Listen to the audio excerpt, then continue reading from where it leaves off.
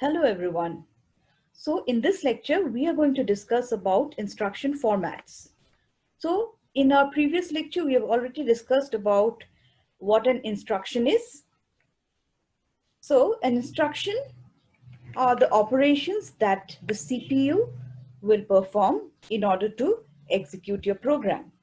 So there are different forms of instructions, but what is of interest for us is your machine instructions.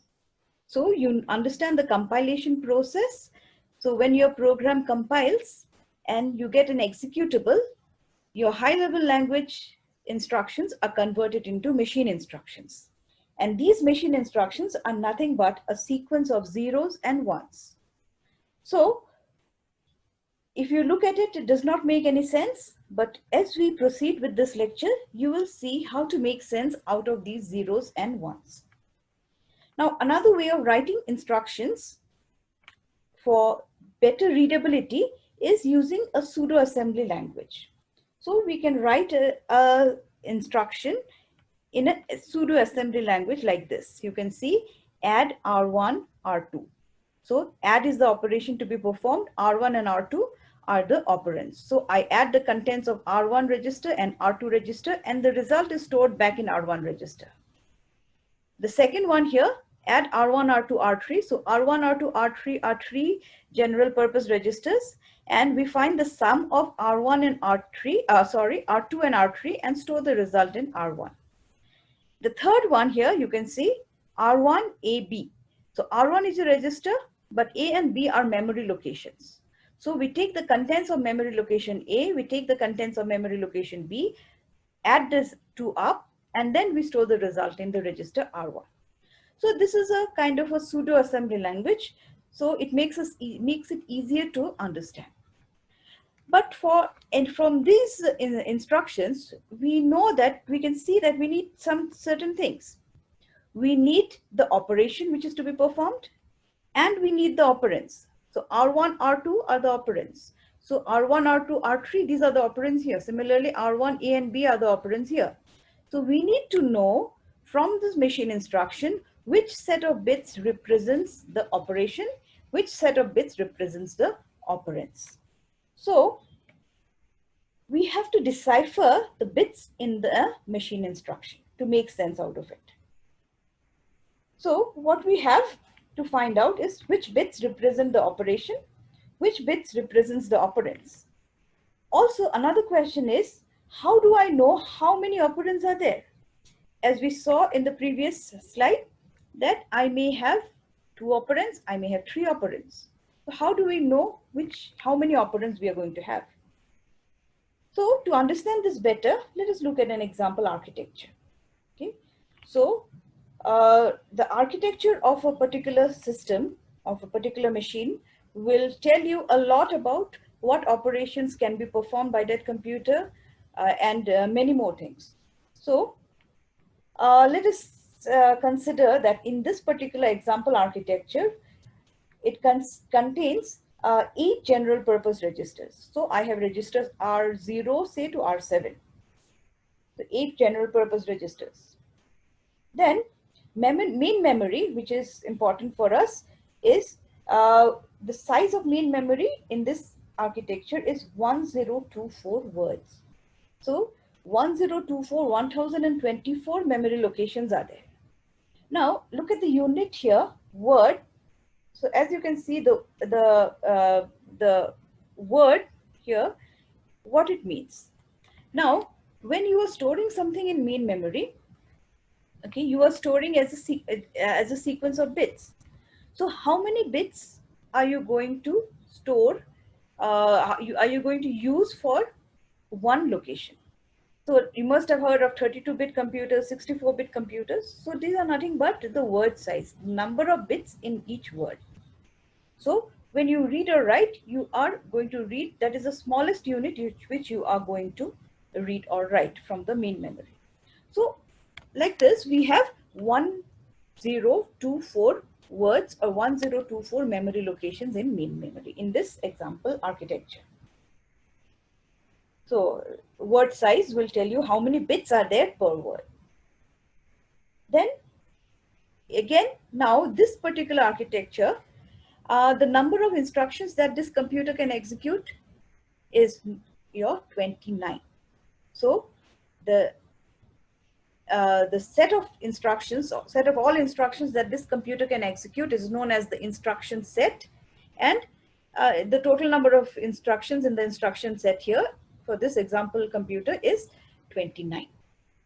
So now what we have to do is we have to find out for each of these registers, how many bits do we know to, do we need to specify the address? Similarly, for main memory, how many bits do we need to represent the main memory address? And also, to represent the instructions, how many bits do we require? Okay, because together all these will make up our machine instruction. So let us see this with this example.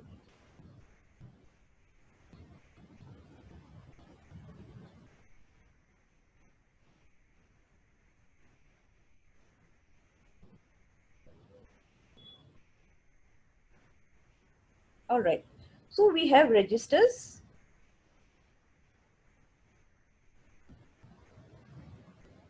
Number is 8. So I am number, if I number them from 0, 1, 2, I'll go up to 7. So to represent numbers from 0 to 7, how many bits will I require? That is, I will need, 8 is nothing but 2 to the power 3. So I'll need 3 bits to represent 0 to 7. So 0, 0, 0, 0, 0, 1, 0, 1, 0, and so on to 1, 1, 1. So I need 3 bits to represent from 0 to 7. So if I have 8 registers, then for each of these I can give these addresses. First register, address 0, second register, address 1, then 2, and so on up to address 7. So to represent a register address, I will need 3 bits. All right. What about main memory? Main memory, we said that it contains 1024 words, 24 locations. So for each of these locations, I have to give a address. So again, I can start from 0. I can go up to 1023. So to represent numbers between 0 and 1023, we will need how many? So 1024 is 2 to the power 10. All right. So we will need 10 bits to represent the address of each memory location. So our main memory address location is 10 bits. And then we are left with now instructions.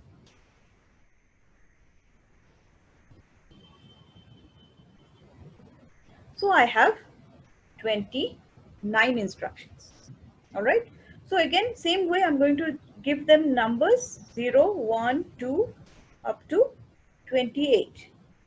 So for 0 to 28, now how many bits will I require? So if you look at 29, it is not a power of, it's not a power of 2. 29 is not a power of 2. So what we can do is we can take the power of 2, which is closest to 29. So closest to 29 is 32, okay? Or, so here for 32, I will need, for 32 different instructions, I will need 5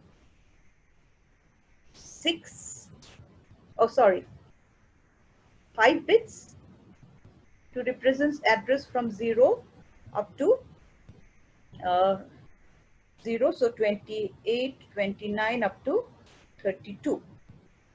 So I will need these. These will be the locations of with 5 bits I can represent these many 32 numbers. Oh, sorry. Again, I've made a mistake here. It's not 32. It's 31. 0. We are starting from 0. So 0 to 31. So That means what? It means that from 0 to 28, okay, these will be valid instructions, okay, and from 29 to 31, this will just be some invalid codes. Means these are of no use. I'm going to use only from 0 to 28. But because I need 5 bits, I cannot do with 4 bits, because with 4 bits, I can have only 16. I will have only 16 different values I can represent. So I cannot represent more than that. So we are using 5 bits. So from 0 to 28, we will be valid instruction, and remaining 29 to 31, these will be unused or invalid. So what have we got? So we have, so in our example architecture, we had 8 general purpose register, 1024 words, main memory, 29 instructions. So what we got from here is the number of bits in the register address is 3, 2 to the power 8, 2 to the power 3 is 8. In the main memory address is 10, because 1024 is 2 to the power 10. And for the operation code, for representing the different instructions for the operation, I have 5 bits. So can I not write down, if you look at this instruction here, I can write 5 bits for the operation code, okay, and depending upon whether I'm using register address or memory address, I will use 3 bits or 10 bits for the addresses. Now here you can notice that there is something more here. What is this? This is something known as an addressing mode. Okay, so given an instruction, so if you think of this whole thing as a machine instruction, the format is something like this. First, I will have the operation code. So in our example architecture, operation code is 5 bits. So first 5 bits of the instruction will represent an operation. What operation is to be performed? Then comes this field known as addressing mode. So addressing mode will tell us what type of addresses are here in the third field. So what type of addresses can be? It can be a register address. In that case, it will be 3 bits. Each register will be 3 bits. If it is a memory address, then each memory address will be 10 bits for our example. So the addressing mode will help us to find this out, whether it is a register or it is a memory address. Now, an addressing mode does much more than this, so we will discuss this in our later classes. But for now, just understand that the addressing mode will tell me what type of addresses are here in the third field. So the third field, as you can see, these are the addresses. So these can be register address, memory address, and so on. So together, this whole thing is known as your instruction format. So there are your 3 fields, 3 common fields. The operation code field that will tell you the operation that is to be performed. The address field that tells whether that gives you either a memory address or a register address. And then you have the mode field, which specifies the way the operand or the effective address is determined. So whether it's a memory address or a processor register, that is what will be told to you by the mode field. Next, see, we have seen how to represent the different instructions or the operations. We have also seen how we will understand whether the addresses that are given are register addresses or memory addresses from the mode. However, how will we know the number of address fields? How many address fields are there? So to do that, your instructions, because you may have different types of addresses, the instructions will be of different lengths. Say for example, if in my addresses I have only registers, then each register address is 3 bits. So if I have 2 register addresses, then my length will be 6 bits for the address field. Okay, but if both my operands are memory addresses, then each memory address is 10 bits.